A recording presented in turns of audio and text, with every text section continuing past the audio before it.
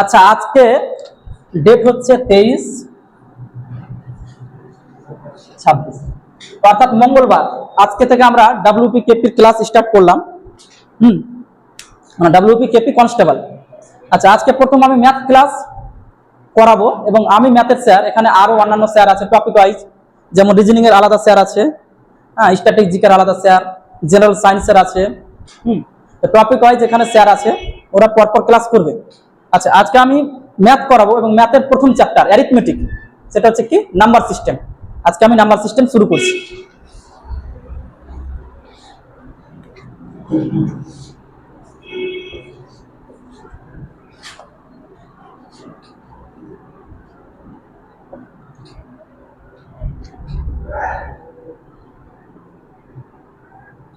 Number system. আচ্ছা, number সিস্টেমের মধ্যে আমরা কোন কোন টপিক কভার করব সেটা আমাকে দেখতে হবে। আচ্ছা, আমি যদি এখানে ক্লাসিফিকেশন করি,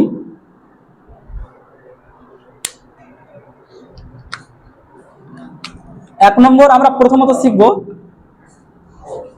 ক্লাসিফিকেশন।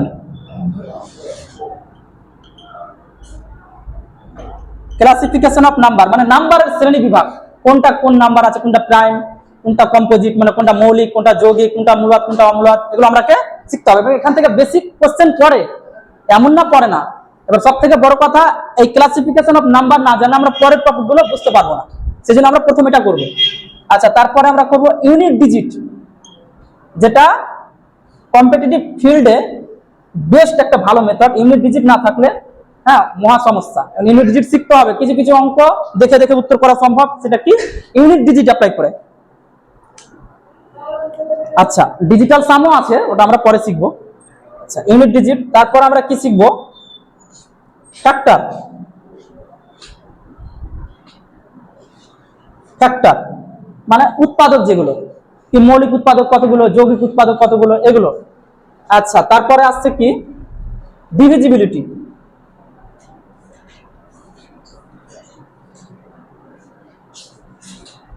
ডিভিজিবিলিটি তাহলে কি শিখলাম, classification of number, unit digit, একটা হচ্ছে ফ্যাক্টর, তারপরে ডিভিজিবিলিটি, আর একটা লাস্টে শিখতে হবে কি রিমাইন্ডার।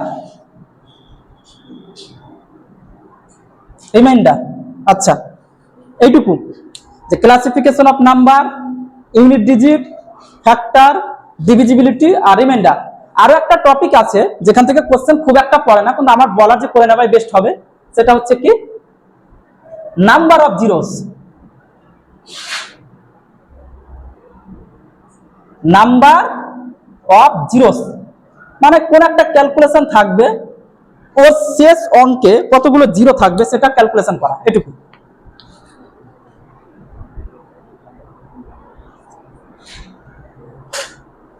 তাহলে আমরা নাম্বার সিস্টেমের এই 6টা টপিককে আমরা ভালোভাবে পড়বো এবং এটুকু করলে হয়ে যাবে। আর এর বাইরে কিছু করার দরকার নাই।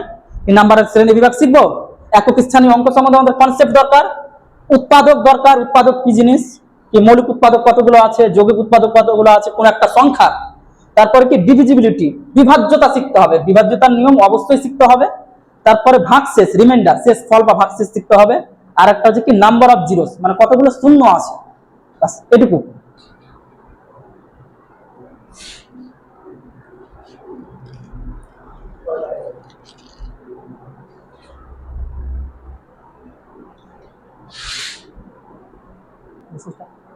আচ্ছা, নাম্বার সিস্টেম আমরা এগুলো টপিককে কভার করব এবং প্রথম আমরা কি শিখবো ক্লাসিফিকেশন অফ নাম্বার। আজকের ক্লাসে আমরা ক্লাসিফিকেশন অফ নাম্বারের থিওরি পড়ব এবং এর পরের দিন ওই টপিক থেকে কিছুটা এমসিকিউ সলভ করব। তারপরে আমরা ইউনিট ডিজিট শিখবো, পরপর আমরা করতে থাকবো।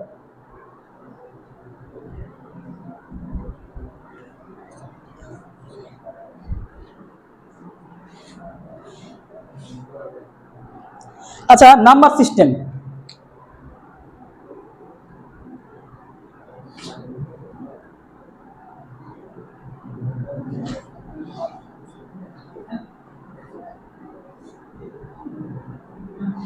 ক্লাসিফিকেশন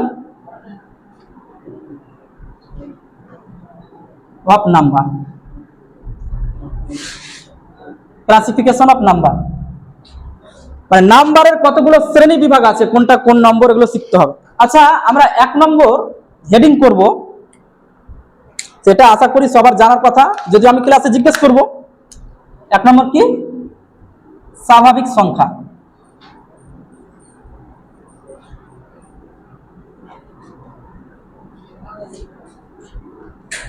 এবার থেকে আমি কি করব, ইংলিশ টার্ম তো পাশে লিখবো, বাংলাটাকে প্রথম লিখবো। এর আগে কি করলাম, সব ইংলিশ টার্মে লিখেছি।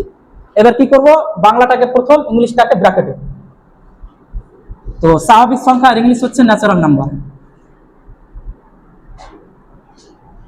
এবার কথা হচ্ছে, কারো কোশ্চেন কি স্যার ইংলিশ টার্ম জরুরি? না, কারণ কোশ্চেন তো বাংলা ভাষায় থাকবে, ওটা দেখে রাখাটা ভালো, কেউ যদি সেন্ট্রাল এক্সাম দেয় এটার জন্য। আচ্ছা, স্বাভাবিক সংখ্যা আমরা ছোটবেলায় পড়েছি, অ্যাকচুয়ালি নাম্বার সিস্টেম বাস্তব সংখ্যা ছিল ক্লাস 9 এর প্রথম অধ্যায়, ওটা পাটিগণিতের প্রথম পাঠ। তো ওখানে আমরা শিখেছিলাম কি স্বাভাবিক সংখ্যা কি জিনিস। আচ্ছা, আমরা দেখেছিলাম যখন অতীতে যুগ ছিল, আদিম যুগে গণনা শুরু করা হয়েছিল, তখন মানুষ কি করেছিল, 1 থেকে স্টার্ট করেছিল। অর্থাৎ গণনার জন্য যখন আমরা সংখ্যার ভাগ করেছিল আদিম যুগে, তখন ওরা কি করেছিল, 1 থেকে স্টার্ট করেছিল। কি কারো কাছে দেখা গেল 15টা ছাগল আছে, তো ও তো কি করবে, 0 থেকে তো স্টার্ট করবে না, বা -1টা ছাগল, তারপরে 0, তারপরে 1, এরকম তো হতে পারে না। আর 1 থেকে স্টার্ট করেছিল, তাহলে 1 2 3 4 5 ডট ডট ডট চলতে থাকলো, কতদূর, অসীম, ইনফাইনাইট। এগুলো হচ্ছে কি স্বাভাবিক সংখ্যা। আর একটা এখানে ব্যাপার, এখানে একটা ইতিহাস আছে, যে এটা সংখ্যাগুলো গণনার জন্য তৈরি করা হয়েছিল, সেই জন্য গণনার সংখ্যাও বলা হয় স্বাভাবিক সংখ্যাকে। এর আরো একটা নাম আছে, হ্যাঁ, যেটা ছেলেপুলে খুব ভুল করে, সেটা হচ্ছে কি পজিটিভ প্লাস ভিই, এটাকে পজিটিভ ইন্টিজার বলা হয়। আশা করি তোমরা জানো এই ব্যাপারটা। পজিটিভ ইন্টিজার মানে ধনাত্মক পূর্ণ সংখ্যা, স্বাভাবিক সংখ্যার অপর নাম ধনাত্মক পূর্ণ সংখ্যা। কোথাও অঙ্কতে যদি বলা থাকে ধনাত্মক পূর্ণ সংখ্যা, তাহলে আমাকে বুঝে নিতে হবে এগুলোই হচ্ছে 1 2 3। এখানে একটা জিনিস আমরা দেখতে পাচ্ছি, এখানে ভগ্নাংশ নাই বা দশমিক নাই, সেগুলো কি আছে, পূর্ণ পূর্ণ সংখ্যা, এবং পজিটিভ আছে, এখানে নেগেটিভের কোনো ব্যাপার নাই, এবং এর মধ্যে জিরো নাই। আচ্ছা, এটা নোট করে নাও।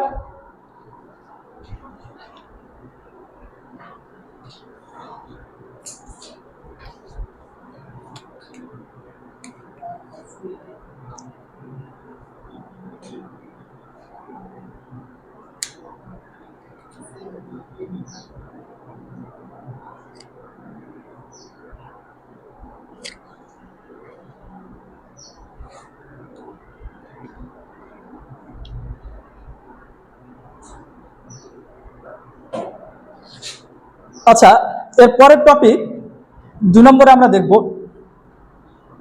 অখণ্ড সংখ্যা।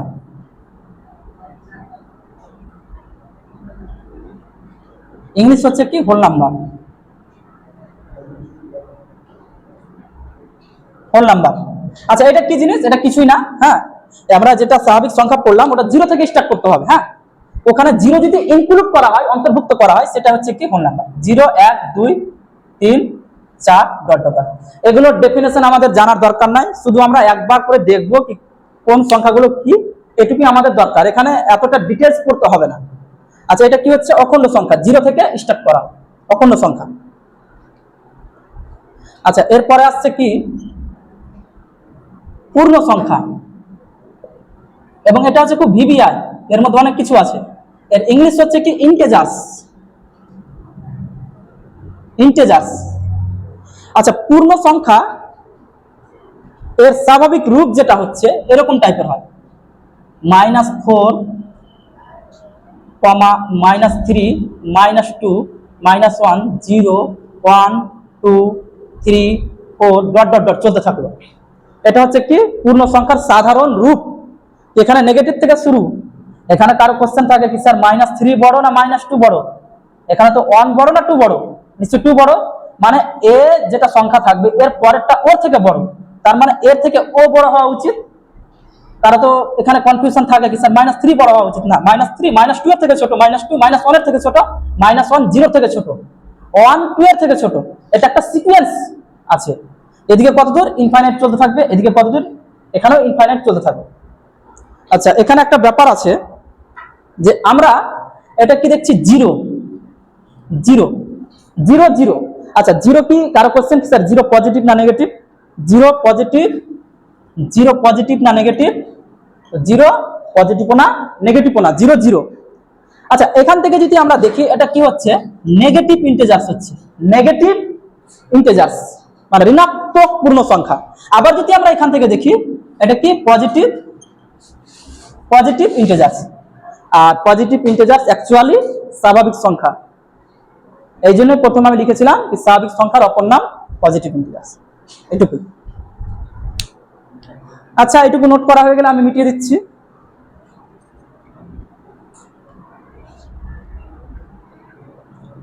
আচ্ছা, পূর্ণ সংখ্যা নিয়ে আমরা ডিটেলসে একটু আলোচনা করতে হবে, কারণ পূর্ণ সংখ্যা নিয়ে এখানে দরকার আছে কিছু।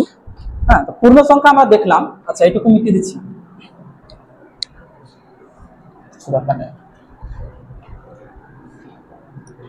আমরা ইন্টিজার্স নিয়ে কাজ চলছে। ইন্টিজার্স এর বাংলা হচ্ছে কি পূর্ণ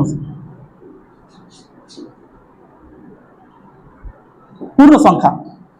আচ্ছা, এখান থেকে সৃষ্টি হচ্ছে কি কি সংখ্যা, 3 নম্বর তো শিখেছি, এটা 3 নম্বরে ছিল। এবার আমরা কি লিখব, 4 নম্বর দিয়ে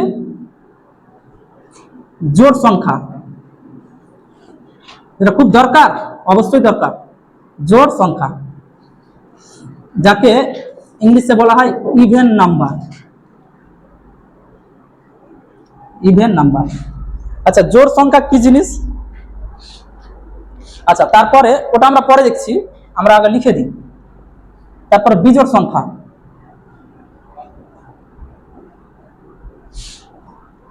অড নাম্বার। তারপরে আসছে মৌলিক সংখ্যা,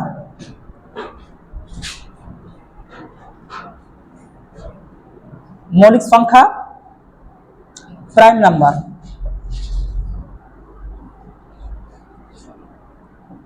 তারপরে আছে 7 নম্বর যৌগিক সংখ্যা,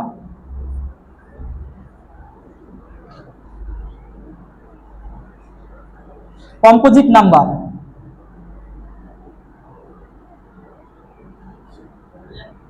কম্পোজিট নাম্বার। আচ্ছা, আমি বাংলাতে নাম লিখলাম, প্রথমে বাংলাটাকে দেখতে হবে। আচ্ছা, জোড় সংখ্যা, ইভেন নাম্বার, বিজোড় সংখ্যা, অড নাম্বার, মৌলিক সংখ্যা, প্রাইম নাম্বার, যৌগিক সংখ্যা, কম্পোজিট নাম্বার। এগুলো কোথা থেকে সৃষ্টি হয়েছে? সেগুলো কি ইন্টিজার্সের শ্রেণী বিভাগ, এগুলো ইন্টিজার্সেরই শ্রেণী বিভাগ। সেই জন্য আমরা ইন্টিজার্সটাকে নিয়ে আমরা ডিটেলস আলোচনা করছি এই কারণে। আচ্ছা, এদের ব্যাপারে আমাদের ডেফিনেশন, ধর্মাবলী এগুলো খুব একটা দরকার নাই, যদিও জোড় সংখ্যা বিজোড় সংখ্যার ধর্মাবলী এসএসসি সিজিএল খুব দরকার পড়ে, সিএইচএসএল এ পড়ে কি ইভেন প্লাস ইভেন, অড না ইভেন হবে। কিন্তু ডাব্লিউপি কনস্টেবল বা কেপি কনস্টেবল এরকম কোনো ব্যাপার থাকে না, সাধারণ কিছু জানলেই হবে, কিছু ধর্মাবলী, অত ডিটেলস পড়তে হবে না। আচ্ছা, আমরা দেখছি জোড় সংখ্যা কাকে বলে।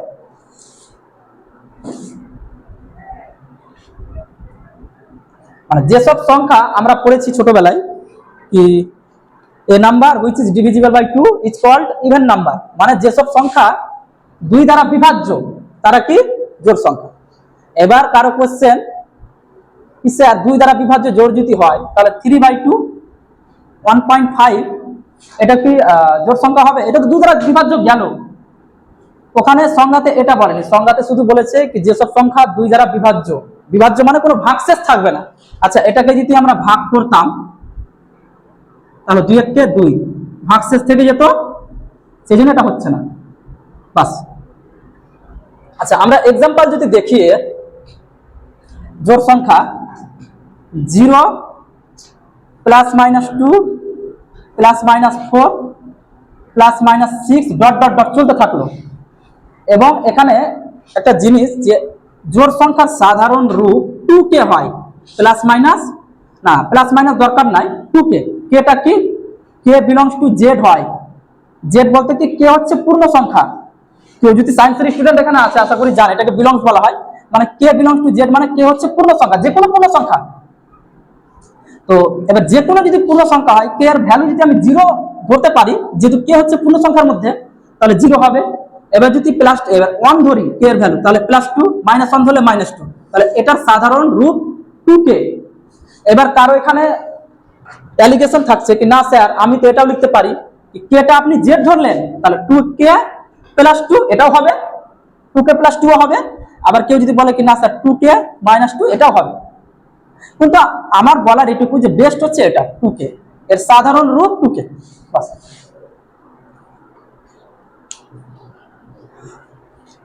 আচ্ছা, এটা গেল কি জোড় সংখ্যা, ইভেন নাম্বার। বিজোড় সংখ্যা কি? যেসব সংখ্যা 2 দ্বারা বিভাজ্য নয়। বাংলা কথা কি? যেসব সংখ্যাকে অর্ধেক করা যাবে না। এবার এখানে বলার আগে আমরা দেখলাম যে সংখ্যা বলছি সেই সংখ্যাটা কি ইন্টিজার। যেসব পূর্ণ সংখ্যা 2 দ্বারা বিভাজ্য তারা হচ্ছে কি জোড় সংখ্যা। তারা কেউ আবার মাথা ভাঙার মতো এরকম না দেখে কি স্যার হাফকে 2 দিয়ে ভাগ করতে যাবো না, হাফ তো পূর্ণ সংখ্যাই নয়। তাহলে আমরা যখন আলোচনা করব জোড় সংখ্যা, বিজোড় সংখ্যা, মৌলিক, যৌগিক, তাহলে কাকে নিয়ে আলোচনা করব? সেগুলো কোথা থেকে উৎপন্ন? ইন্টিজার থেকে উৎপন্ন হচ্ছে, এখান থেকে উৎপন্ন হচ্ছে। এখান থেকে যারা 2 দ্বারা বিভাজ্য সেটা হচ্ছে জোড় সংখ্যা, এখান থেকে যারা 2 দ্বারা বিভাজ্য নয় বিজোড় সংখ্যা। এখানে যারা পজিটিভ সংখ্যা আছে, পজিটিভ, ওখান থেকে মৌলিক আর যৌগিক আছে আবার। বাস। তো আমরা এটা শিখলাম। আচ্ছা, বিজোড় কি 2 দ্বারা বিভাজ্য না? যেমন এর সাধারণ রূপ দেখি, +-1 +-3 +-5, তারপরে কি +-7 চলতে থাকলো। এগুলো কি অর্ধেক করা যাচ্ছে না, অর্ধেক করা যাচ্ছে না, 2 দ্বারা ডিভিজিবল নয়। আচ্ছা, এরও সাধারণ রূপ আমরা কি লিখবো? 2k - 1, 2k - 1, k belongs to z, মানে k হচ্ছে যে কোনো একটা পূর্ণ সংখ্যা। এটার অর্থ হলো k হচ্ছে যে কোনো পূর্ণ সংখ্যা। তাহলে 2k - 1 এর সাধারণ রূপ, অথবা 2k + 1, 2k + 1 বা 2k - 1। 2k + 1টাই বেশি ব্যবহার করে, তো আমরা ব্যবহারটা 2k + 1ই করব। আচ্ছা, এটা হলো। তারপরে দেখব মৌলিক সংখ্যা কি, প্রাইম নাম্বার। মৌলিক সংখ্যা কি? আচ্ছা, মৌলিক সংখ্যা বলতে কি যেসব ধনাত্মক পূর্ণ সংখ্যার কেবলমাত্র 2টি উৎপাদক থাকবে, যেসব ধনাত্মক পূর্ণ সংখ্যা কেবলমাত্র 2টি উৎপাদক থাকবে, এক এবং সেই সংখ্যাটি নিজে, তাদের মৌলিক সংখ্যা বলা হয়। যেমন আমি উদাহরণস্বরূপ নিচ্ছি 2, 3, 5 আর একটা 7। এবার কারো কোশ্চেন কি স্যার +- না, আমি কি বললাম? যেসব ধনাত্মক পূর্ণ সংখ্যার মানে ধনাত্মক চলে এলো, যেসব ধনাত্মক পূর্ণ সংখ্যা কেবলমাত্র 2টি উৎপাদক থাকবে, কে উৎপাদক 2টি, সেটা হচ্ছে এক এবং সেই সংখ্যাটা ইটসেলফ মানে নিজেই। এবার কারো প্রশ্ন, নেগেটিভ ভাবনা তো শেষ নেই, স্টুডেন্টের মধ্যে অনেক নেগেটিভ ভাবনা থাকে, স্টুডেন্ট নেগেটিভ ভাবনা নিয়ে চলে। তো এখানে কারো কি সমস্যা কি স্যার? আমি তো বলতে পারছি 2 এর যদি আমরা ফ্যাক্টর নিয়ে আলোচনা করি, f1 হচ্ছে কি -1, 2 এর ফ্যাক্টর, অফকোর্স অবশ্যই। তো 1 হচ্ছে, আর 2 তো 2 নিজেরই ফ্যাক্টর, আবার 2 কি +- আসছে, আবার প্লাসও আসবে, আবার কি আসবে -2 আসবে। মানে আমি দেখছি যে 2 এর ফ্যাক্টর -1, 2 এর ফ্যাক্টর 1, আর 2 এর ফ্যাক্টর 2 নিজেকে কাটছে, নিজে কাটছে, আর এটা নিজে কাটছে, -2ও কাটবে। তার মানে 4টা ফ্যাক্টর আসছে, f1, f2, f3, f4, factor 1, factor 2, factor 3 আর ফ্যাক্টর 4। তো আমি এখানে সংজ্ঞাতে কি বললাম কি যেসব ধনাত্মক পূর্ণ সংখ্যা কেবলমাত্র 2টি ধনাত্মক উৎপাদক। এখানে অনেক কারো কনফিউশন থাকে বলে আমি এটা ডিটেইলসে বলছি, ধনাত্মক 2টা উৎপাদক হবে। এবার এখানে কোশ্চেন, যখন আমি বললাম কি যেসব ধনাত্মক পূর্ণ সংখ্যা কেবলমাত্র 2টি ধনাত্মক উৎপাদক, এক এবং সেই সংখ্যাটি নিজেই, তারাই। এবার এগুলো আমরাকে মাথা ঘামাতে হবে না, এত নেগেটিভ ভাবনা আমাদের দরকার নাই, বাস পজিটিভ থাকতে হবে। আচ্ছা, তারপরে আমরা শিখবো, আচ্ছা এইটুকু নোট করে নাও। তারপরে আমরা শিখবো কি যৌগিক সংখ্যা। যৌগিক সংখ্যা কি জিনিস? কি এখানে আসবে যেসব ধনাত্মক পূর্ণ সংখ্যা কমপক্ষে 2টি আলাদা উৎপাদক থাকবে, সেই মানে কি বলবো, কমপক্ষে 3টি উৎপাদক থাকবে, কমপক্ষে 3টি উৎপাদক থাকবে। যেমন আমি উদাহরণে যদি দেখি 4, তারপরে 6, 8, 9 ডট ডট চলতে থাকবে, কেন ডট ডট চলতে থাকবে? আচ্ছা, তার মানে কি যেসব ধনাত্মক পূর্ণ সংখ্যা কমপক্ষে একটি উৎপাদক থাকবে কমপক্ষে, কিরকম? এক এবং সেই সংখ্যাটি ছাড়া কমপক্ষে একটা থাকবে। আমি এখানে যদি আলোচনা করছি আমার বোঝার সুবিধার্থে, না স্যার এখানে কত আছে, ধনাত্মক উৎপাদক নিয়ে কাজ করব। আচ্ছা, এর উৎপাদক 1, 2, 4। আমি ডেফিনেশনে বললাম কি এক এবং সেই সংখ্যা ছাড়া কমপক্ষে একটা উৎপাদকের দরকার, পেয়ে গেছি অবশ্যই এটা। তাহলে এটা কি কম্পোজিট নাম্বার, দ্যাট মিন্স যৌগিক সংখ্যা। আবার যদি আমি একে নিয়ে ভাবি কে আছে, 3 আছে। আচ্ছা, একে নিয়ে ভাবা হবে না। আচ্ছা, 9টাকে আমি রাখলাম, তারপরেও তো আছে সংখ্যা 10 হবে, তারপরে কি হবে 11 হবে, 12 আসবে। 12 নিয়ে ভাবছি, 2 আছে এর উৎপাদক, তারপরে 3 আছে, 4 আছে, 6 আছে, 12 আছে। আমি কি বললাম, যেসব সংখ্যা এবার 1ও আছে, তো 1 এবং সেই সংখ্যা বাদে কমপক্ষে একটা উৎপাদক পেয়ে গেছি। আরো বেশি থাকলে তো আরো ভালো, কোনো ফ্যাক্টরই পড়ে না। আমরা এটা ডেফিনেশন যেটা বললাম সেটা কি ফুলফিল করলো, তার মানে এটা কি হচ্ছে, যৌগিক সংখ্যা। মানে আমাকে দেখতে হবে কি 1 এবং সেই সংখ্যা ছাড়া কমপক্ষে একটা উৎপাদক আছে কিনা ওই সংখ্যাটির, সেটা আর কিছু না। তাহলে আমরা কি শিখলাম, জোড় সংখ্যা কি, আরেকবার আমি রিভিশন করে দিচ্ছি। যেসব সংখ্যা 2 দ্বারা বিভাজ্য তারা হচ্ছে জোড় সংখ্যা। সেটা কি নেগেটিভ পজিটিভ হতে পারে, যেমন +-2 +-4 +-6, এরা সবাই 2 দ্বারা বিভাজ্য, 2 এর মাল্টিপল আছে, 2 এর মাল্টিপল। আচ্ছা, তারপরে কি 2 দ্বারা বিভাজ্য না, তাহলে কি হবে, +-1 +-3 +-5 +-7। এখানে একটা কোশ্চেন কি স্যার, 0 জোড় না বিজোড়? 0 জোড়, 0কে জোড় সংখ্যা বলা হয়। তাহলে যদি ভাবার থাকে বা বুঝার থাকে, আমি বলছি একটু, 0 যদি আমি 2 করি তাহলে 0 তো আসছে, 2 দ্বারা ডিভিজিবল। তো সেই জন্য এটাকে জোড় সংখ্যা ধরা হয়, যেহেতু 0 2 দ্বারা বিভাজ্য, সেই জন্য। অ্যাকচুয়ালি 0 সব সংখ্যা দ্বারা বিভাজ্য। 0 is divisible by every number, যে কোনো নাম্বার দ্বারা ডিভিজিবল। 2 দ্বারা ডিভিজিবল, তার মানে সেজন্য ওকে জোড় মানা হয়। আচ্ছা, ওর সাধারণ রূপ 2k, কে হচ্ছে কি পূর্ণ সংখ্যা, কে হচ্ছে যে কোনো পূর্ণ সংখ্যার সাধারণ রূপ 2k। আচ্ছা, এটা কি হবে, 2k + 1 অথবা 2k - 1 হবে, কে হচ্ছে কি যে কোনো পূর্ণ সংখ্যা। তাহলে উদাহরণস্বরূপ +-1 +-3 +-5 +-7 ডট ডট ডট চলতে থাকলো। আচ্ছা, তারপরে কি মৌলিক সংখ্যা আর আছে যৌগিক সংখ্যা। মৌলিক সংখ্যাতে আমরা কি দেখবো, যেসব ধনাত্মক পূর্ণ সংখ্যার কেবলমাত্র 2টি উৎপাদক থাকবে, 1 এবং সেই সংখ্যাটি নিজে। এখানে আমরা নেগেটিভ ফ্যাক্টরের কথা বলছি না বা নেগেটিভ উৎপাদকের কথা বলছি না। তাহলে কি, সেগুলো হচ্ছে কি মৌলিক সংখ্যা। এগুলো হচ্ছে মৌলিক। যৌগিকে কি, 1 এবং সেই সংখ্যা ছাড়া কমপক্ষে একটা উৎপাদক থাকবে, বেশি থাকলে তো আরো ভালো। যেমন আমরা দেখলাম কি WPKP এর হাইটের ব্যাপার দেখলাম, 170টি সেমি দরকার, 170 থাকলে তো কোনো আরো ভালো, ওকে তো আর বাদ দিয়ে দিবে না, এরকম ব্যাপার। যদি বেশি থাকে তো খুবই ভালো, না থাকলে তো দুটো থাকতে হবে, একটা কমপক্ষে থাকতে হবে, ওই সংখ্যা বাদে একটা থাকতে হবে, বাস। এটা হচ্ছে কি পূর্ণ সংখ্যা। আচ্ছা, এরপরে আমরা মেন টপিকে যাব, যেখান থেকে কোশ্চেন খুব পড়ে, যে কোনো এক্সামে হোক, সেটা হচ্ছে কি মূলদ, আর একটা হচ্ছে কি অমূলদ। মূলদ আর অমূলদ, তারপরে আমরা ঠিক যাব বাস্তব সংখ্যা, তারপরে আমাদের এই চ্যাপ্টার শেষ হয়ে যাবে। আচ্ছা, আমি মিটিয়ে দিলাম।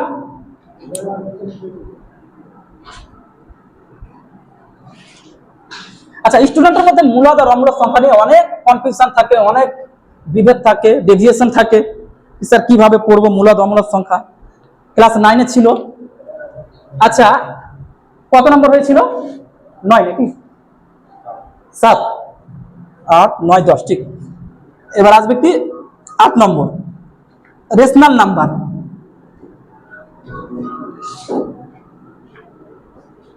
আচ্ছা, রেশনাল নাম্বার কোথাও কোথাও আবার দেখা যাবে এটাকে কমেন্সুরেবল নাম্বার বলা হয়।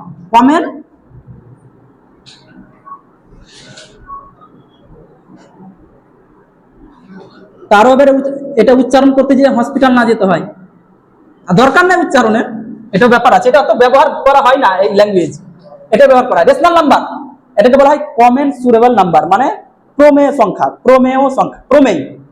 এর বাংলা হচ্ছে প্রমেয়। জানো কি জানো না আমি জানা নাই, তো আমি লিখে দিলাম প্রমেয় সংখ্যা।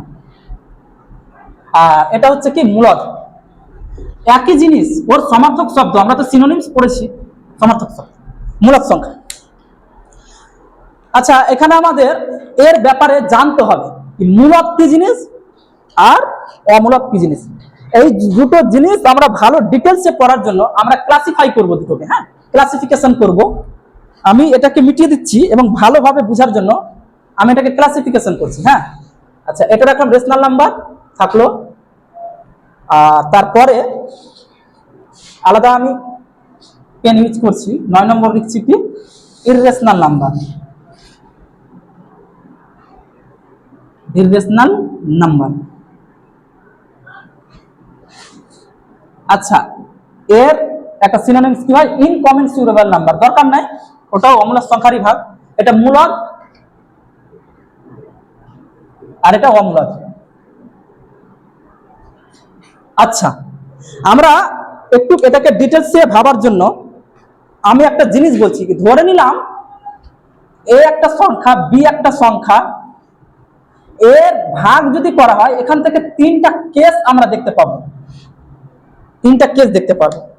এক কেস এরকম হতে পারে,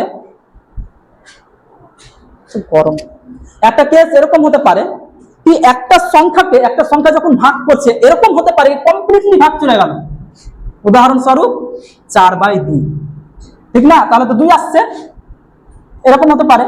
একটা কেস এরকম হতে পারছে কি ভাগ সম্পূর্ণ যাচ্ছে না, যেমন আমি ধরে নিলাম 1/3, 1/3, তাহলে এর ভাগ যদি না, এটার ভাগটা কি হবে? 0 কত হবে?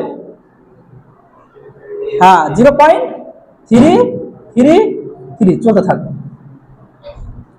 আর একটা কি আসবে, কি দেখা গেল এরকম আসছে 1/7, 0.142857, মানে আলাদা আলাদা। আচ্ছা, এটা তো মূলক সংখ্যা আছে, আমি এটা লিখছি না, অন্য কিছু লিখছি। আমি লিখে দিলাম অন্য একটা সংখ্যা, এরকম হতে পারে কি ক্যালকুলেশন করলাম 1 2 1 1 1 3 4 5 6, এরকম আসছে, মানে কি টার্মিনেটিং, মানে সমাপ্ত তো হচ্ছেই না, চলতে থাকছে। এরকম একটা কেস আসতে পারে। একটা কেস এরকম আসতে পারে কি পুরোপুরি চলে গেল, মানে ডিভিজিবল হয়ে গেল, কি বলবো, টার্মিনেট করলো, সমাপ্ত হয়ে গেল, এরকম হতে পারে। আর এটা সমাপ্ত না হলে কি, সেটা কি করবে? পুনরাবৃত্ত হবে। আর একটা যদি পুনরাবৃত্ত না হয়, এলোমেলো আসবে, এলোমেলো আসবে, কিন্তু সমাপ্ত হবে না। তাহলে এখানে আমরা দেখছি দুটো কেস আছে। এবার প্রথম দেখছি ডেফিনেশন 1 এ যেসব সংখ্যা p/q আকারে প্রকাশ করা যায়, যেখানে p, q হচ্ছে কি পূর্ণ সংখ্যা, পূর্ণ সংখ্যা, p, q হলো কি পূর্ণ সংখ্যা, এর মানে হচ্ছে পূর্ণ সংখ্যা। আর একটা কি হবে? q ≠ 0 হবে। তার মানে উদাহরণ যদি দিই আমরা, এক্সাম্পল, যে 0 তো হবে, 2 3 3ও হবে অবশ্য, 4, তারপর 16 -7, এগুলো। তারপরে আসছে কি 4/5 6/3, এগুলো সব, এগুলো কি হচ্ছে কি রেশনাল নাম্বার, মানে p/q আকারে প্রকাশ করা হয়েছে। কারো কোশ্চেন কি স্যার এটা p/q? হ্যাঁ অবশ্যই, নিচে q1 আছে, 2 সমান তো 2/r, 4 সমান 4/r, এগুলো রেশনাল নাম্বার। আচ্ছা, আরো একটা ডেফিনেশন কি আছে এর, ডেফিনেশন 2, এবং ক্লাস 9 এটা ভালোভাবে পড়ানো হয় না, এটা অবশ্য পড়া দরকার ছিল, কেউ পড়েছে কিনা আমার জানা নাই। আচ্ছা, ডেফিনেশন 2 কি রকম আছে, কি যেসব সংখ্যার দশমিক বিস্তার হয় সমাপ্ত হবে, আর যদি সমাপ্ত না হয় তাহলে পুনরাবৃত্ত হবে, তারাই হচ্ছে মূলক। মানে আমার বলার কথা এই যে, ধরে নিলাম আমি 1/5 নিলাম, তাহলে এর দশমিক বিস্তার কি হলো? 0.1, তো 0.1, হ্যাঁ 0.2, আচ্ছা তার আগে মিস্টেক হয়েছিল, ওটা 0.2 হলো। তার মানে কি এটা কি সমাপ্ত হয়ে গেল, এর দশমিক বিস্তার সমাপ্ত হলো। আর একটা যদি আমি নিই 1/3, তাহলে 0. আসবে? 33 আসবে, আর এটা চলতে থাকবে। এটা কি হচ্ছে? মূলক। এটা কি হচ্ছে? মূলক। তাহলে যেসব সংখ্যার দশমিক বিস্তার হয় সমাপ্ত হবে, সমাপ্ত না হলে পুনরাবৃত্ত হবে, তারা হচ্ছে মূলক। আর যদি এটুকু বাদে আর একটা কি আসছে, এরও আমি ডেফিনেশন 2 এ যদি রাখি, এরকম একটা সংখ্যা আসলো 0.13457145, এগুলো উল্টাপাল্টা আসছে, মানে সমাপ্ত তো হচ্ছে না, সমাপ্ত তো হচ্ছে না, উল্টাপাল্টা আসছে। তাহলে এটা কি হচ্ছে? এটা হবে কি অমূলক হয়ে গেল। এটা অমূলক সংখ্যার সেকেন্ড ডেফিনেশন, এবং এর ফার্স্ট ডেফিনেশন এর উল্টোটাই, এর উল্টোই। যেসব সংখ্যা p/q আকারে প্রকাশ করা যায় না, যেমন √3, √3 কে আমরা p/q আকারে লিখতে পারবো না। কারো কোশ্চেন কি স্যার লিখতে পারবো √3/1, তাহলে এটা আমি যদি p ধরি, এটা তো p না, p হচ্ছে কি পূর্ণ সংখ্যা, তাহলে এটা হবে না। তাহলে কি এগুলো কি হচ্ছে? পাই হবে। পাই কি অমূলক সংখ্যা, এবং পায়ের ভ্যালু হচ্ছে 22/7, এটা পরিমিতিতে মানা হয়, কিন্তু এটা কি ওর অ্যাকচুয়াল মান না। পায়ের অ্যাকচুয়াল মান 22/7 নয়, ওটা ওর আসন্ন মান, অ্যাপ্রক্সিমেশন ভ্যালু পায়ের 22/7। আর একটা কি আছে? এক্সপোনেনশিয়াল ফাংশন আছে ই, এক্সপোনেনশিয়াল ফাংশন, কেউ যদি সায়েন্সের স্টুডেন্ট থাকে জানবে, এটা হচ্ছে এক্সপোনেনশিয়াল ফাংশন, এর ভ্যালু হচ্ছে 2.718 ... এটাও কি? এটাও ইররেশনাল নাম্বার। তাহলে আমরা দেখলাম রেশনাল নাম্বারের মধ্যে কি দেখলাম, কি যেসব সংখ্যা p/q আকারে প্রকাশ করা যাবে তারা হচ্ছে কি মূলক সংখ্যা। এটা একটা ডেফিনেশন, ডেফিনেশন 1। ডেফিনেশন 2, যেসব সংখ্যার দশমিক বিস্তার করব হয় সমাপ্ত হবে, সমাপ্ত না হলে পুনরাবৃত্ত হবে, এটাও খেয়াল রাখতে হবে। তাহলে আমরা এটাও জানা দরকার, এটাও জানা দরকার। কোশ্চেনে এরকম টাইপের কোশ্চেন দিতে পারে, এটা মূলত অম্লত, এত সোজা কোশ্চেন দিবে না, এটা তো থাকবেই না, দিবে এরকম টাইপের, এটা মূলত না অমূলত। তো এরকম আমাকে খেয়াল রাখতে হবে কি সেটা সমাপ্ত হয়ে গেছে কিনা। সমাপ্ত হয়ে গেলে তো চোখ বন্ধ করে মূলত, আর সমাপ্ত না হলে যদি সমাপ্ত যদি না হয়, দশমিক বিস্তার সমাপ্ত না হলে দুটো কেস হতে পারে, সেটা অমূলত হতে পারে, মূলত হতে পারে। কিরকম হবে? যদি পুনরাবৃত্ত হয়, রেকারিং হয়, তাহলে কি হবে? এটা মূলত। আর যদি পুনরাবৃত্ত না হয়, উল্টাপাল্টা সংখ্যা আসবে, তাহলে সেটা হচ্ছে অমূলত। আর এটা কি পি বাই কিউ আকারে প্রকাশ করা যাবে। এখানে পি বাই কিউ আকারে প্রকাশ করা যাচ্ছে বলে মূলত সংখ্যা, এখানে পি বাই কিউ আকারে প্রকাশ করা যাচ্ছে না বলে অমূলত সংখ্যা। যেমন √3, পাই, ই, -√5, 1/√5, এগুলো সব। আর আমরা যতগুলো করণী শিখেছি ক্লাস 10 এ, সবাই তো ক্লাস 10 পাস করে আছে, যতগুলো করণী শিখেছি সেগুলো হচ্ছে সবই কি অমূলত সংখ্যা। সব করণী হচ্ছে অমূলত সংখ্যা। আমরা করণী চ্যাপ্টার করবো, তখন দেখবো ভালো।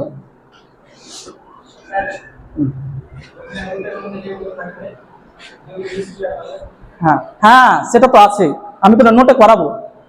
ঠিক ঠিক, ভেরি গুড কোশ্চেন, অবশ্যই কোশ্চেন। আচ্ছা, এখানে আমার যেটুকু কিছুক্ষণ আগে বললাম দশমিক বিস্তার আমাদের জানা দরকার, যদিও ওটা ফ্র্যাকশনের পার্ট করে, তো আমি ওইটার জন্য ডিটেলসে বলছি না। কি একটা সসীম দশমিক সংখ্যা হয়, একটা অসীম। সসীম বলতে কি, কোন দশমিক সংখ্যার দশমিকের পর যদি সংখ্যা গণনা করা যায়, সেটা কি হবে? সসীম দশমিক সংখ্যা। আর যদি গণনা না করা যায়, সেটা কি? অসীম দশমিক সংখ্যা। তাহলে আমরা একটা খেয়াল রাখবো এখানে, যেটা অমূলত সংখ্যা হবে সেটা সবসময় কি হবে? অসীম হবে। আর মূলাদে কি অসীম হতে পারে আর সসীম হতে পারে, এটা তো টার্মিনেট করে দিয়েছে না, একটাই আছে, দশমিকের পর একটা সংখ্যা, এটা সসীম। তাহলে এটা খেয়াল রাখতে হবে, অমূলত হলে সবসময় কি হবে? অসীম হবে, এটা। আচ্ছা, এরপরে একজন কোশ্চেন জিজ্ঞেস করলো, ওই কোশ্চেনটা আমি উত্তরটা ডিটেলসে বলছি, কারণ লিখে দিচ্ছি আমি এটা।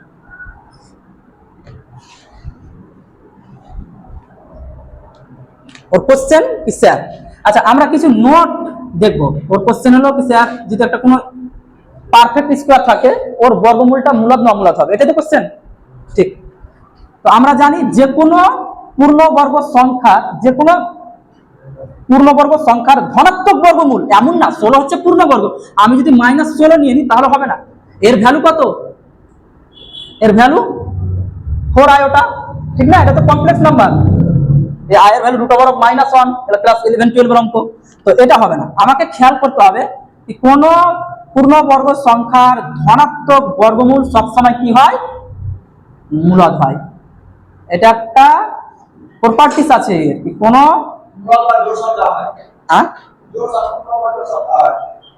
জোড় সংখ্যা না, না যদি জোড় সংখ্যা কিভাবে হবে, যদি আমি √9 করি তাহলে 3 আছে, এটা তো জোড় সংখ্যা না, না। আচ্ছা, কোন পূর্ণবর্গ সংখ্যার ধনাত্মক বর্গমূলকে কি হবে? সেটা মূলদই হবে, ধনাত্মক দেখতে হবে। এমন না কি -16 নিলাম তাহলে ওটা কি হচ্ছে, ওটা কমপ্লেক্স নাম্বার ছিল। আচ্ছা, আমরা কি শিখলাম? প্রথমে শিখলাম স্বাভাবিক সংখ্যা। আচ্ছা, এরপরে আমি কিছুটা সামারাইজ করব ব্যাপারটা, তার আগে আমি আর কিছু দেখে নিই। একটা জিনিস আছে বাকি এই চ্যাপ্টারে, সেটা আমি করে নিই। তারপরে আছে লাস্ট 10 নম্বর বাস্তব সংখ্যা, যেটা আমি চ্যাপ্টারেরই নাম, বাস্তব সংখ্যা। বাস্তব সংখ্যা এর ইংলিশ হচ্ছে কি? Real number. আচ্ছা, কেউ যদি জানা থাকে তো বলো, এটা কি হতে পারে? জানা আছে কারো? মানে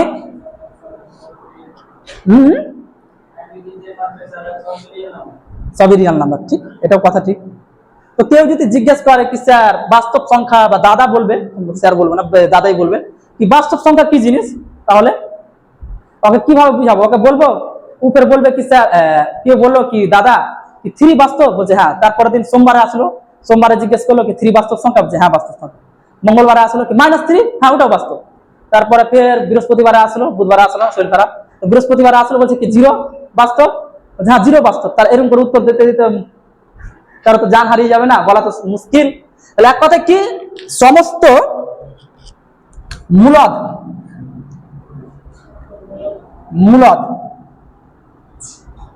আর একটা কি অমূলদ। আচ্ছা, আমরা কেউ যদি ভালোভাবে এটাকে দেখতে ভেবে থাকে, মূলদ সংখ্যা অ্যাকচুয়ালি কি? মূলদ সংখ্যার মধ্যে স্বাভাবিক সংখ্যা পড়ছে, পূর্ণ সংখ্যা পড়ছে, ঠিক না, অখণ্ড সংখ্যা পড়ছে, সবই তো এর মধ্যে পড়ছে।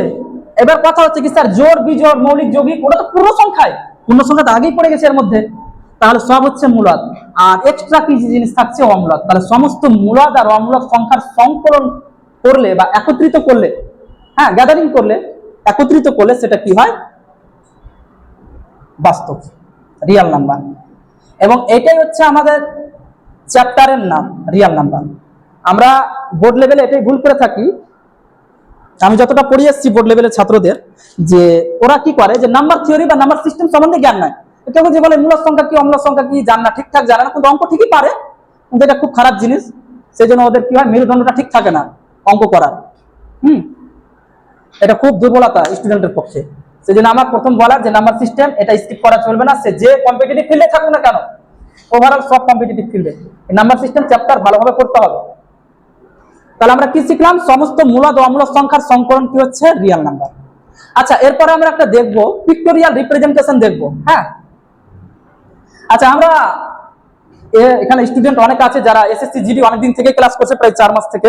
তো ওরা জানে যে ভেন ডায়াগ্রাম হয়েছে কিনা জানি না, হয়েছে ভেন ডায়াগ্রাম? হ্যাঁ, ভেন চিত্র। তো ভেন চিত্রের মাধ্যমে এটা আমরা দেখবো কি নাম্বার সিস্টেম অ্যাকচুয়ালি কি জিনিস। তো আমরা দেখছি স্বাভাবিক সংখ্যা, এটাকে যদি আমি এটা দ্বারা চিহ্নিত করি, তারপরে কি আসবে? Whole number. তারপরে আসবে কি? ইন্টিজার্সকে জেড বা আই দ্বারা চিহ্নিত করা হয়। হ্যাঁ, জেড বা আই, জানো তো সায়েন্সের স্টুডেন্ট, জেড বা আই দ্বারা কি করে ইন্টিজার্সকে চিহ্নিত করা হয়। তারপরে কি আসবে? আচ্ছা, রেশনাল নাম্বারকে কিউ দ্বারা চিহ্নিত করা হয়, এটা কি? মূলদ। তার মানে আমি এটা লিখছি স্বাভাবিক। আচ্ছা, আলাদা কালি ব্যবহার করি, বুঝতে সুবিধা হবে, ভুলে যাবে সব। স্বাভাবিক, আমি স্বাভাবিক বলে রেখে রাখলাম। হ্যাঁ, আচ্ছা, এটা কি? অখণ্ড, শর্ট ফর্মে রাখলাম। এটা কি? পূর্ণ, পূর্ণ বলে বুঝে যাবে কি পূর্ণ সংখ্যা। আচ্ছা, এটা কি? মূলদ। তারপরে কি আসছে? এটা লাস্ট, সেটা কি আসবে? রিয়াল। এবার কেউ বলবে কি না স্যার আমরা তো সায়েন্স নিয়ে পড়েছি, যখন সায়েন্স নিয়ে পড়ছিলাম সবাই তো সায়েন্সের প্রাণী নাই এখানে, হ্যাঁ সবাই সায়েন্স নিয়ে পড়েছিলাম, না স্যার আর তো এভাবে ডিনোট করা হতো, হ্যাঁ এটা আর করা হতো, এটা বাস্তব সংখ্যার সেট, সেট বা সংকলন। মানে এটা বলতে চাইছে, এটা মানে বলতে চাইছে কি এর মধ্যে সমস্ত বাস্তব সংখ্যা আছে, এটাই বাস্তব সংখ্যার সংকলন। তো এটা এইভাবে চিহ্নিত করা হয়, আমি সুবিধার্থে এভাবে করলাম, কোনোটা ফ্যাক্টর করে না, এখানে ওটা দরকার নাই। আচ্ছা, এরপরেও একটা সার্কেল আছে যেটা নাম্বার সিস্টেমের শেষ সার্কেল, এবং এটা আমি যেটা আমি লাস্টে লাল কালার দিয়ে করলাম, এটা যারা আরআরবি, এনটিপিসি বা এসএসসি, সিএজিএল, সিএইচএসএল এ পড়ছে ওদের দরকার। এটা হচ্ছে কি C, set of all complex number, C. কিন্তু এটা কি? এটা এসএসসি, সিজিএল বা আরআরবি, এনটিপিসি ওরা শিখবে, এটা ডব্লিউপি বা আমি তো এটা ব্যাচ চালাচ্ছি অ্যাকচুয়ালি, ডব্লিউপি, কেপি, কনস্টেবল দরকার নাই, এটা শেখার কোনো প্রয়োজন নাই। আমরা আরআরবি শিখবো, এর উপরে যাব না। এটা হলো কি? পিক্টোরিয়াল রিপ্রেজেন্টেশন নাম্বার সিস্টেমের, এটুকু আমরা শিখে নিলাম। আচ্ছা, এরপরে কয়েকটা ধর্মাবলী আছে, হ্যাঁ শিখতে হবে, তারপর আমাদের চ্যাপ্টার শেষ হয়ে যাবে।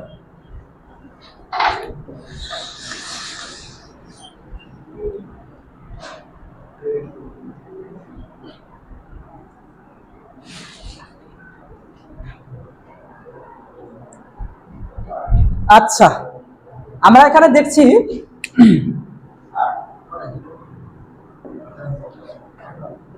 পরস্পর মৌলিক সংখ্যা।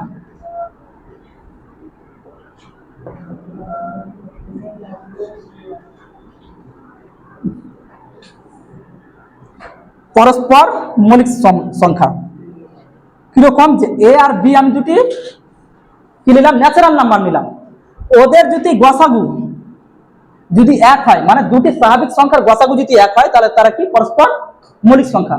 এবার আমরা যদি বলি কি না স্যার এ বি সিও নিলাম, তিনটে কি নিলাম? ন্যাচারাল নাম্বার মানে স্বাভাবিক সংখ্যা, এদেরও যদি গসাগু, যদি এভাবে ডিনোট করাটা ঠিক না, কিন্তু আমরা কি ডিনোট করছি আমাদের সুবিধার্থে, হ্যাঁ ডিনোট এভাবে করছি, এদের গসাগু যদি আমরা পেয়ে যাই এক, গসাগু বলতে হাইস্ট কমন ফ্যাক্টর বা গ্রেটেস্ট কমন ফ্যাক্টর একই ব্যাপার, তাহলে সেটা কি? তিনটা সংখ্যা পরস্পর মৌলিক হবে। এখান থেকে কোশ্চেন আছে, নিচের কোন জোড়গুলির মধ্যে মৌলিক আছে পরস্পর, এরকম কয়েকটা কোশ্চেন থাকে এমসিকিউ, বা নিচের কোনটি পরস্পর মৌলিক সংখ্যা, একটা কোশ্চেন থাকে। তাহলে আমরা কি দেখবো?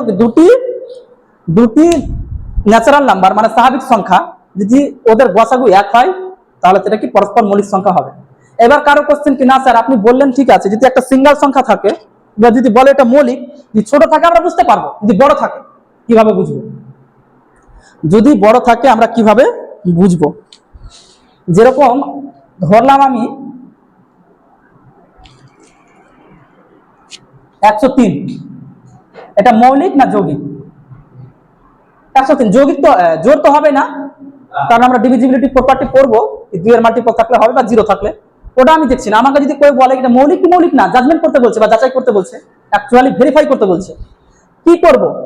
আমরা এর পরে ঠিক পূর্ণবর্গ সংখ্যা নিব, পারফেক্ট স্কয়ার, মানে ঠিক তো? এর পরের পারফেক্ট স্কয়ার নিব। এর পরের পারফেক্ট স্কয়ার কত আছে? 10 এর স্কয়ার 100, 11 এর স্কয়ার 121, তাহলে 121 ওর বর্গমূলটা আমরা নিব, কত আসছে? 11। এবার আমরা কি খেয়াল করব, ওর থেকে যত ছোট যতগুলো মৌলিক সংখ্যা আছে সবগুলো দ্বারা একে ডিভাইড করার চেষ্টা করব।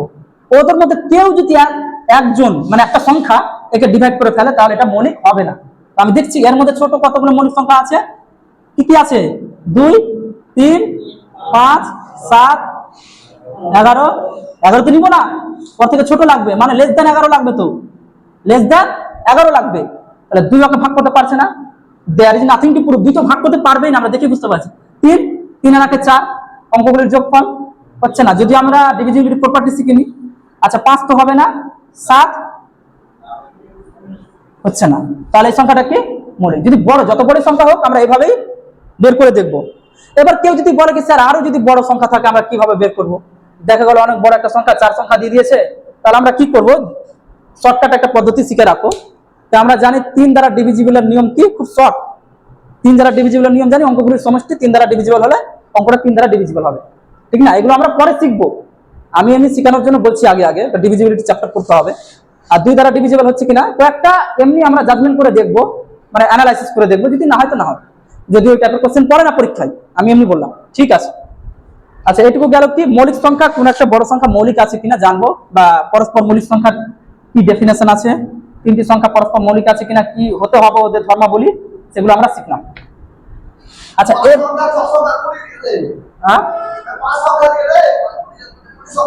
হ্যাঁ হ্যাঁ, আচ্ছা এরপরে আমাদের কি দরকার আছে? এরপরে আমাদের দরকার আছে কি একটা খুব কোশ্চেন আছে, একটা যদি ভগ্নাংশ দেওয়া আছে অর্থাৎ মূলক সংখ্যা দেওয়া আছে, আমি ধরে নিলাম কি 1/3, এটা তো ক্যালকুলেশন করে বলছে, কেউ বলছে ক্যালকুলেশন 1/3 না, আমি 1/13 বললাম। এর ক্যালকুলেশন কি হবে? সসীম হবে না অসীম হবে? মানে এর দশমিক বিস্তারটা সসীম হবে না অসীম হবে, কিভাবে বুঝবো? কেউ জানা আছে কি কারো এখানে উপস্থিত কোনো প্রাণী? কারো জানা আছে কি 1/13 এর ক্যালকুলেশন সসীম হবে না অসীম হবে উইদাউট ক্যালকুলেশন, মানে ক্যালকুলেশন ছাড়া, মানে এর দশমিক বিস্তার সসীম হবে না অসীম হবে বলতে হবে, ক্যালকুলেশন ছাড়া অসীম হবে। হ্যাঁ ভেরি গুড, কিভাবে? হ্যাঁ 3 আছে তাই? আমরা জানি, দেখ একটা ধর a/b আকারে সংখ্যা আছে, ঠিক না? এরকম আকৃতি যদি সংখ্যা থাকে আমরা এটাকে কি করব? সিম্পলেস্ট ফর্মে নিয়ে যাব। সিম্পলেস্ট ফর্ম, বাংলা আমি বলছি। সিম্পলেস্ট ফর্ম মানে লঘিষ্ঠ আকার, কোন একটা ভগ্নাংশ আছে ওর লঘিষ্ঠ আকার, ওর লঘিষ্ঠ আকারে নিয়ে যাব। আচ্ছা ধরে নিলাম এখানে আছে 2 এর যদি মাল্টিপল নিচ্ছি, আমি 3/15 ধরলাম, 3/15। তো এর নিয়ে আমরা দেখবো না, আগে আমরা সিম্পলেস্ট ফর্মে করবো। তাহলে 1/, কত আসছে? 5, 1/5। তাহলে সিম্পলেস্ট ফর্মে এনে আমরা কি নিয়ে কাজ করব? হরটা দেখবো। হরটার আমরা কি করব? প্রাইম ফ্যাক্টরাইজেশন, মানে মৌলিক উৎপাদকে বিশ্লেষণ করে দেখবো। কোন সংখ্যা দেওয়া আছে ওর হরের মৌলিক উৎপাদক বিশ্লেষণ করে দেখবো, যদি ওই মৌলিক উৎপাদক বিশ্লেষণের মধ্যে হয় শুধু 2 আছে, শুধু 2 আর কিছু নাই, শুধু 2 বলতে দেখা গেল কি 1/16 আছে, তাহলে 16 মৌলিক উৎপাদক বিশ্লেষণ 2 টু দি পাওয়ার 4 হবে।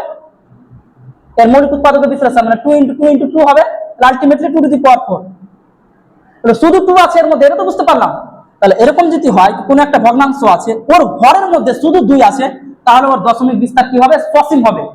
এরকম হতে পারে শুধু 5 আছে, এরকম হতে পারে 5 টু দি পাওয়ার 4 হতে পারে, 625, 1/625, তাহলে সেটাও কি হবে? সসীম হবে। আর যদি এরকম হয় কি 2 ও 5 একসঙ্গে আছে, তাহলে সসীম হবে। আর ওদের বাদে যদি অন্য কিছু থাকে, যেমন দেখা গেল এরকম আসলো 1/3 × 2 চলে আসছে, 3 × 2 চলে আসছে, তাহলে এটা কি হবে? অসীম হবে। কারণ শুধু 2 থাকলে হতো, 2 বা 2 এর মাল্টিপল 2^4 থাক, কোনো ফ্যাক্টর পড়ে না। আবার যদি কোথাও এরকম চলে আসে, এখানে যদি এবার এটা এরকম আসতে পারে 1/3 × 5 আছে নিচে, মৌলিক উৎপাদক বিশ্লেষণ 3 × 5, তাহলে সেটাও কি হবে? অসীম হবে। আমি একটা কথা কি বললাম, কোন ভগ্নাংশ দেওয়া থাকবে, ওর হরের আমরা দশমিক বিস্তার করব।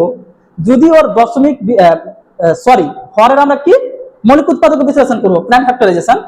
ওর মৌলিক উৎপাদক বিশ্লেষণ করে আমরা দেখব কি, যদি শুধু 2 থাকে, সে পাওয়ার যত হোক না কেন, 2^4 আসুক না কেন, শুধু যদি 2 থাকে, তাহলে কি হবে? দশমিক বিস্তার সমাপ্ত হবে, মানে সসীম দশমিক সংখ্যা হবে। শুধু 5 থাকলেও সসীম হবে, 2 ও 5 একসঙ্গে থাকলেও সসীম হবে। আর ওর বাদে যদি 2 আসছে, আবার ওর সঙ্গে 7 3 গুণ আছে নিচে, তাহলে হবে না। 5 আসছে, ওর সঙ্গে 7 3 গুণ আছে, হবে না। বাস, এটা হচ্ছে কি কোন সংখ্যা আমরা দেখে, কোন একটা ভগ্নাংশ দেখে বলতে পারবো ওর দশমিক বিস্তার সসীম হবে না অসীম হবে। তারপরে তো আবৃত্ত হচ্ছে না পুনরাবৃত্ত হচ্ছে, ওটা তো পরের কথা, ওটা দেখতে হবে। ঠিক আছে, আজকে আমাদের এটুকুই থাকলো। এর পরের দিন আমরা এই চ্যাপ্টারের থিওরি আমরা পড়লাম, এখান থেকে কয়েকটা কোশ্চেন সলভ করবো, তারপর আমরা ইউনিট ডিজিট শিখবো, কারণ ইউনিট ডিজিট দরকার আছে।